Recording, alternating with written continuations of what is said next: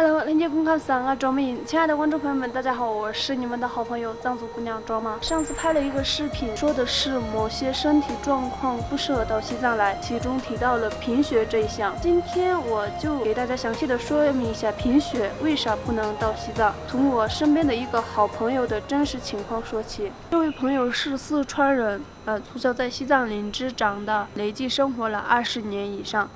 前年他因为身体得了一个病，造成了重度贫血。那个时候他在西藏，他差不多就不能动了，然后马上回到了四川做手术。做手术前还输了2袋血，后面在四川静养了1个多月，坐车从绥宁出发。沿着18国到进藏，在四川境内基本上没什么事情。第2天晚上到了昌都马罕县休息，就在那天晚上就发生了一件很不好的事情。晚上睡觉时，朋友感到头痛欲裂，并且肺部有很大的不舒服，稍微动一下就呼吸特别的困难。最开始朋友只是以为是高原反应，吃了几颗药。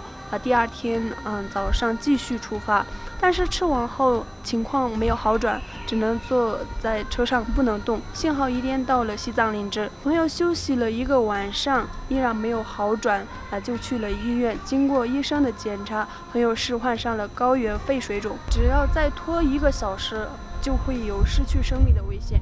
医生给朋友输了液，是为了排出肺部积水。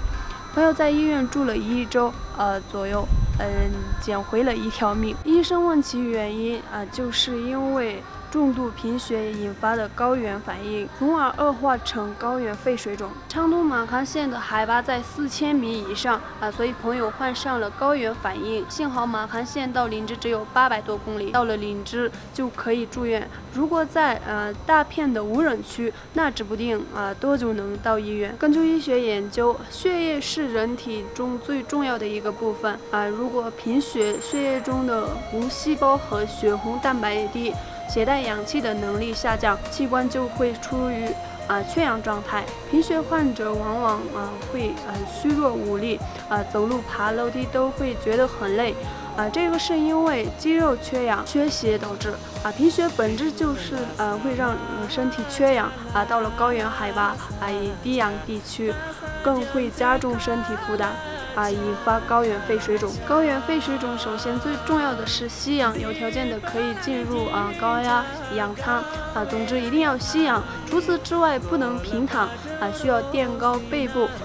然后斜躺。高原肺水肿就是肺部积水，所以到医院治疗方法一般都是输液利尿，减少肺血容量，让液体通过上厕所排出，然后直至完全排出，静养几天就好了。这个时候如果不是亡在西藏本地，需要马上返回，并且不能再次来因为患上高原肺水肿再来西藏也可能再次患上。现在我那个朋友除了林芝和拉萨哪里都不敢去，就是怕去海拔更高的西藏地区再次得高原肺水肿。